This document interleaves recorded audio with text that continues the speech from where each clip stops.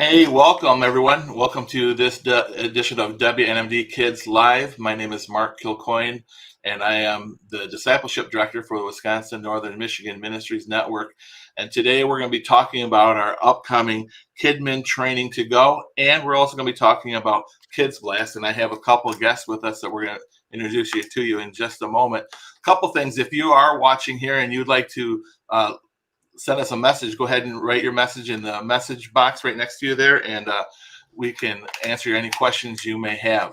So without further ado, let me introduce you to who we have with us here today. We have Jenn Hewitt with us. And Hey. Jenn, tell us where you serve. Serve in Port Edwards, Wisconsin, which is central, dead center of the state. So she's the children's pastor there. And Jenn is going to be one of our presenters for Kidmin Train To Go, and we'll talk with her in just a little bit more. And Adair, tell us a little bit about who you are. So I am Mark's admin. So when you have questions about events, I'm the person you call. Yes, and so call anytime during the day. We'll be glad to answer your questions. Call, leave a message, whatever. We'll be glad to talk with you about those things. Today, we want to talk about something that we're doing brand new in our network, and that is Kidmin Training To Go. And Kidmin Training To Go is going to be a training session that's going to be online. We're going to have 8 sessions, and I think I can show you that on the screen right here. Let me show you that right here. We have 8 sessions we're going to have coming up, and the first 2 that we have coming up are February 8th at 7 p.m. with Philip Hahn, and then March 1st at 7 p.m. with Jenn Hewitt.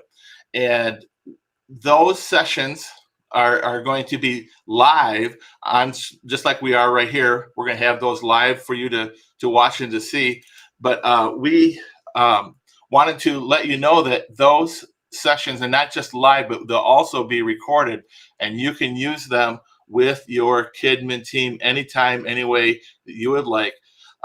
That's what Kidmin Training To Go is all about. It's training your team to reach boys and girls for Christ, give them the essential training that they need. I know one thing, that when I was a kids pastor for 20 years, and training was one of the things that is like, we have to do it. But sometimes not everybody could come to a training session. Well, here you can have those tools, and you can have them available for your team, available anytime. You can come on live, or you can join us in the you can join us live, or you can go online and download the sessions and watch them at your convenience.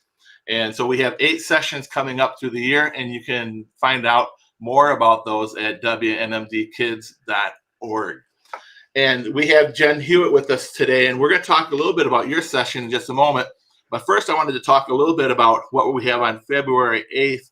We have coming up classroom management. Classroom management is going to be taught by Phil Hahn.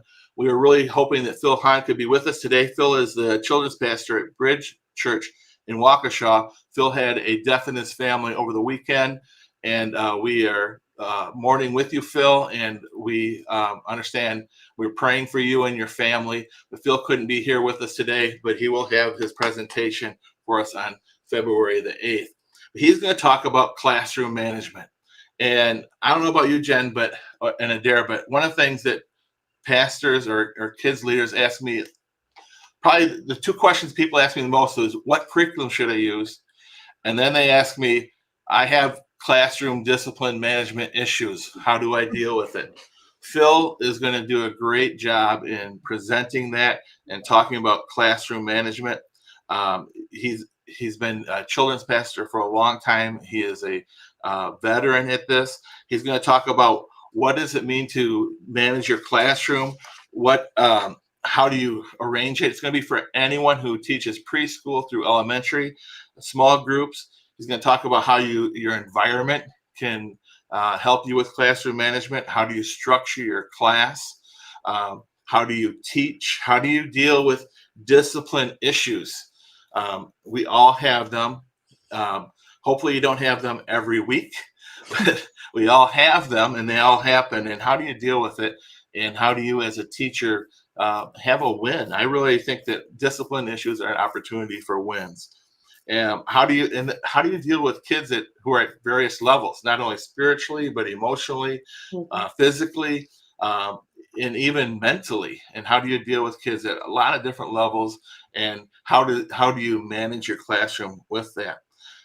Jen, I was going to ask you, if you were coming to a class on classroom management, is there anything that you would like to know that you would hope would be discussed in a classroom management lecture or teaching? Yeah, there are a couple things. I think one of the things that a lot of people struggle with is communicating with the parents when you're having discipline issues, and what steps do you take in order to work with the parent as opposed to making them feel judged, or that it's their fault or whatever that is. So how to communicate with them. And then also another really important one I know for our team is working with kids who have experienced trauma in their life, who maybe have a little bit more emotional baggage than other kids. And how do you handle the differentiation between them in one classroom setting? So, yeah. Oh, great. And so we will bring that up with Philip and see if we can incorporate that somehow in our discussion of that. Adair, is there any question that you would have if you were to attend a class on classroom management? What would you hope would be covered in that class? I think probably how to maneuver younger helpers if you're utilizing the teenagers. What are appropriate jobs that you would have them do? What definitely things they should not be doing. So how to maneuver that, because obviously you want the next generation to serve alongside, but how do you maneuver that would be a great thing to discuss. Yeah, and along with that, how do you maneuver the adult helpers who are helping too, and how do you manage them to help you manage the group? And I think that's a huge thing in classroom management. So that hopefully we'll have a chance to discuss that too. If you have a question that maybe you would like to have answered during that classroom management, write it in the discussion section in the chat area, and we'd be glad to have that answered or discussed during that session. The second session that we have coming up is going to be with Jenn Hewitt, and we're going to do a missions panel, and we're going to be talking about developing a heart of compassion in boys and girls. And before we do that, you guys all know this, and maybe some of the people that are watching know this, but we just want to celebrate this a little bit. Here in Wisconsin, Northern Michigan, we had the boys and girls this last year. For those of you that don't know this, we participate in missions by praying, by giving, and going. And we pray for our missionaries. We support our missionaries financially. And some of our kids, one day they're going to be missionaries and they're going to go. And so we're praying for them that they'd be able to do that as well. But this last year in missions for BGMC, Boys and Girls Missionary Challenge, we raised over $245,000. That is the most that we've ever raised ever. Congratulations, good job. We're proud of you guys. It's been cool to see that total come up. Now, I won't give away what our goal is for next year yet, but we have a big, audacious goal for this next year, and we're kind of excited for what God is going to do this next year. I'm teaming up with our youth ministry, and we have a big, giant number that we would like to see. The thing is, for me, is that we want to see our missionaries be the most well-equipped missionaries around the world. That they don't say, I wish I had this so that I could reach this people group. We want them to have the things that they are needing. And so, Jen, you just met with some missionaries who that are from Uruguay, correct? Yes. And maybe you can tell us a little bit about that before we talk about your class. Yeah. So Trent and Tina Morrow are their names. They're amazing missionaries that we got to spend a week with.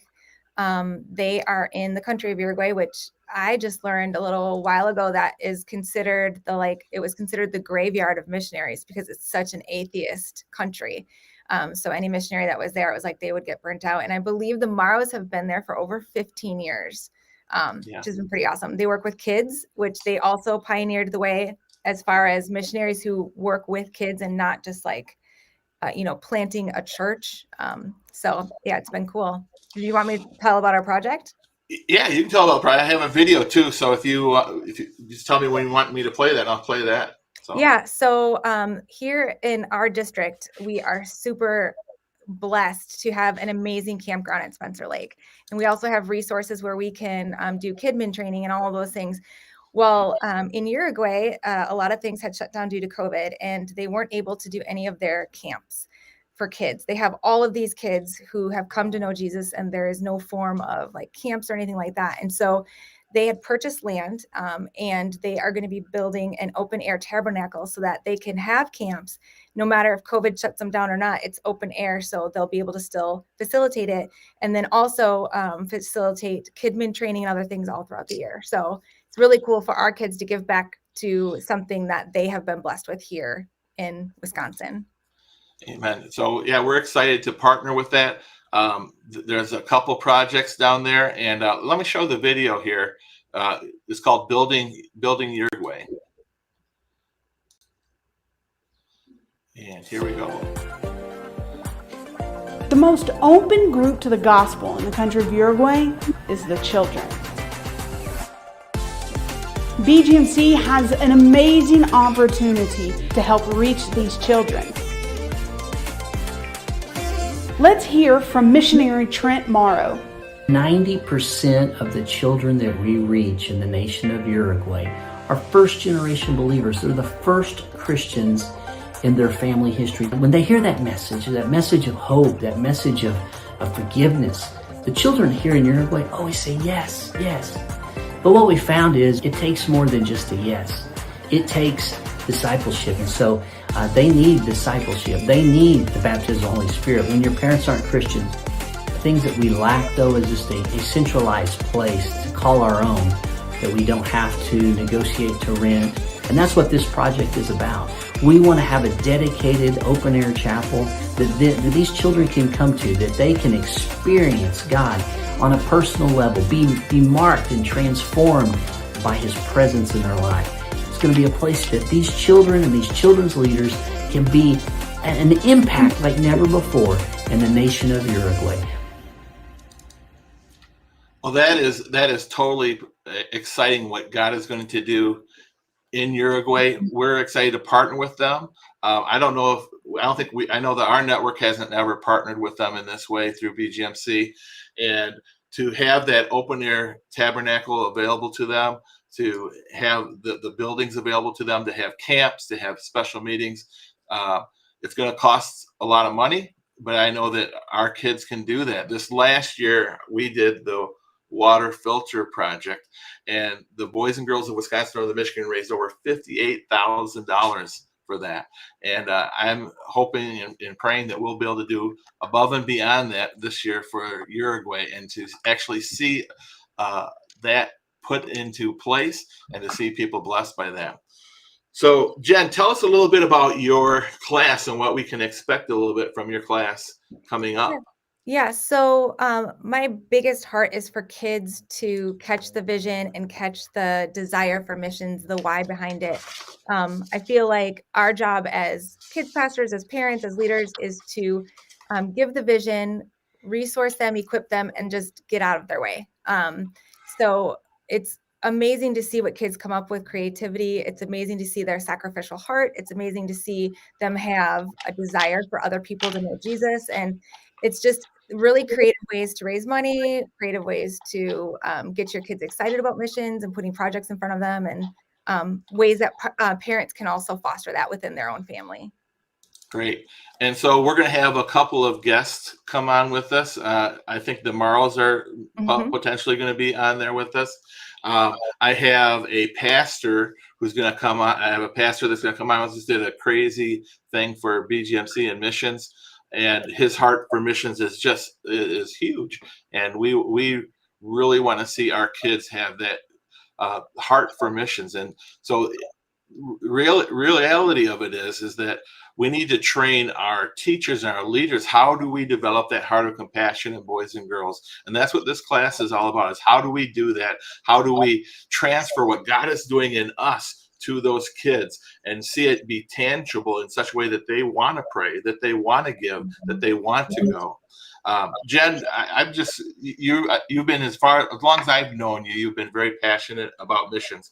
Every church you've gone to as a children's pastor, you've brought the heart of missions to that church. Just tell me, what makes you so passionate about missions personally? I think growing up, I had really great leadership that would consistently talk about how our job as followers of Jesus is not just about telling our neighbor next to us about who Jesus is, but also praying, giving, and going so that everyone around the world can hear Jesus. And it was really awesome to have stories constantly brought in front of you so I could like visually see. BGMC back in the day, I had my little wooden barrel. It was a part of my life, and I got to see the fruits of missionaries' labors. I got to like meet some missionaries, and it just really like set the vision, set the excitement for what missions is. So yeah. Yeah. So somebody taught you, and, Yeah. and they transferred that heart of compassion towards you. Adair, did you have any questions for Jenn before we move on to the I next think thing? she's pretty much covered it. I'm excited for this because my many years as a children's pastor, pioneering for BGMC, I'm right there with you. Mm-hmm. Yeah. And so one of the things that I think sometimes people can maybe get confused a little bit is, a lot of times we talk about, we raised 200, well, we don't talk about it all the time. We've only talked about it once. We raised $245,000 for missions. And we can sometimes think, well, that's the goal. And that isn't the goal. That's the outcome of the goal, is that boys and girls have developed that heart of compassion for those that are lost. And so that is really the goal, is that they would be lifelong lovers of Jesus, that they'd be lifelong givers and investors in the kingdom of God and in the mission of God all over the world. And so that's really the goal. And the giving, where your heart is, that's where your treasure is going to be. And we want to see God just invade the heart of boys and girls and the compassion of boys and girls, that they would say, I want to follow Jesus, and I want to help other people follow Jesus as well. And so that's really the heart of compassion that we're really hoping to develop. So we're going to talk about how do we do that practically and make it work. It's part of this training series, Kidmin Training To Go. If you would like to sign up for that, go to WNMDkids.org and you can sign up for that. For a church, it costs $100 for the entire year. And no matter when you sign up for it, even if it's in the middle of the year, you can have all the previous sessions and all the sessions going forward for this whole year. So we're going to pivot. We're going to pivot and transition into Kids Blast. Kids Blast is coming up. We have it on the 26th or 25th and 26th of February, Friday and Saturday at the Kalahari in Wisconsin Dells. Great place for a kid conference, 3rd through 6th graders. But we want you to know that our room block is filling up, and it is going to close on Thursday, January 27th. It will be closed. You can't get another room, at least for our special room block price. There's only 29 rooms left as of yesterday. And so we want to encourage you to get those rooms and sign up for those. Also, registration is due that day. However, you can still sign up for Kids Blast after the registration date. It's a $5 added fee for that. If you have questions about that, send in your questions and ask. We'll be glad to have answer those questions for you. Also, we wanted to talk a little bit about a couple tips for people for Kids Blast. I have a couple tips, but maybe I'll start with Jenn. You have a couple tips for people attending Kids Blast? Yeah, the great thing about Kids Blast is every year you kind of like get better and better at like tweaking. And I think this is my 18th or 19th year at Kids Blast, which is insane to me. So you started when you were a teenager, right? And I went as a helper. Yeah, right. I was 10, I think, right? We'll go with that. I'll go with that. But some easy, like just little things that'll help you with your group. First thing I always do is I create little luggage tags for my kids with their name on it, and they're color coded. And when they check in at our church, they pop it on, and that lets me know whose room they're in. And we kind of like put them together, which is just helpful because everyone's grabbing duffel bags and they don't know whose it is, and that hot mess. The other thing is we have our kids bring a bag lunch to eat once we get at the Kalahari, so that when myself or one of our other leaders are checking in all the rooms, it can be kind of a process that takes a little bit, usually about 25-30 minutes sometimes. Our kids are sitting right in an area and they're eating their lunch, so they're occupied and they're not driving you crazy, asking every 5 seconds when you're going to get to go to the water park. And then the last really thing that I have a million tips you can always email, but when we go to the water park, when we designate our one area that our group is in, I just bring a little table tent sign that has our church name and city on it, because a lot of times kids, that's our meeting point at different areas, and they check back and it's super visible. It's not like, I think this is our stuff, I don't know, so just little things. Adair, you have a couple tips? I do. I have kind of the more practical side to speed up your process for once you get to Kalahari. As Jen said, that checking into your hotel or getting to check in can be somewhat of a long process. There's 2 really important forms that I want to make sure that people remember. They are the form that let's say I'm making a room reservation for Jen because she doesn't have a credit card. There's a form that you need to bring that gives the credit card authorization for anybody of the church if the person that made the reservation is not there with you. And that's really important. If they don't have that, you might as well just get to the back of the line and try again. And then you also want to make sure that you bring your tax exempt certificate. And both of those forms, if you're kind of confused where those are, if you go to that website that Mark's talks about, the WNMDkids.org, we have a great frequently asked questions section. And those are 2 specific questions on there that'll help you. Yes. So if you go to WNMDkids.org, I can show you that section, I think right here.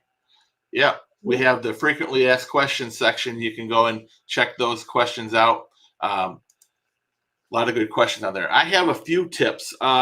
First one is this. I talked about the room block being let go on Thursday, the 27th of January. One of the things that you may want to do, just because your rooms aren't full, don't cancel a room. Try to get more kids. That'd be great.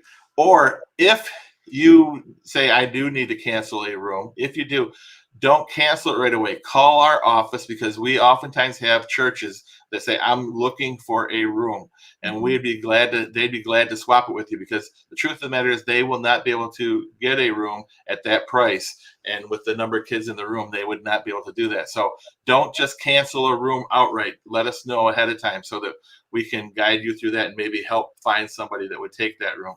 So that's one tip. The second one is, when you're going to the water park, pack a separate bag. So you have your luggage in one bag for all of the boys and girls, and then they have a special water park bag. It's a little bag that they can put their swimsuit in and stuff like that. That'll help you a lot. And the third thing is not necessarily a tip, but maybe an ask. We are asking all of the churches that attend Kids Blast and Camp, for that matter, to send us some information about who in your church is the person that can make emergency decisions. We need their email address. We need their cell phone number. Not that we're expecting anything to happen at Kids Blast, but at any event, we'd like to be able to have a quick way to reach those key decision makers in the church. And we're not talking about just medical issues, or maybe it's weather issues, or whatever we may be dealing with at Kids Blast, that we need to let those key decision makers at the church. It may be the lead pastor, and maybe the lead pastor isn't there for the weekend. He or she may designate somebody else to be that key decision maker. So we need to know who that key decision maker is for things that happen at Kids Blast. It may be yourself, but we just need to know who that person is. Those are kind of my key tips and things to know. I want to thank Jenn and Adair for being with me today, and all of you that are watching on Kidmin Live, WNMD Kidmin Live. We are excited to be coming up with our Kidmin Training To Go. We're certainly excited for Kids Blast coming up. A lot of great things happening. We'll continue to do these types of things going into the future, and just letting you know about the things that are coming up in the WNMD Kids world. If you have questions, email us. Mine is super easy. It's mark@WNMDAG.org, or Adair, the same thing, WNMDAG.org. Thanks, Jenn, for joining us. You're We're welcome. Oh, I forgot to mention one other thing. Jenn is also going to be our MC at Kids Blast. And so we get to see a lot of Jenn in the next couple of weeks. Sorry. Sorry. All right. Wonderful. Hey, thanks again for joining us. And if you have any questions, feel free to reach out to us. Oh, Jennifer Brow, thanks for joining us. We're glad that you were able to join us. Bless you. I just saw that Jennifer joined us through Facebook. We have this available through Facebook and YouTube at the same time. So thanks for joining us, Jennifer. And those of you that didn't write in, you should have. All right. Thanks. Bless you guys. Bye-bye. Bye.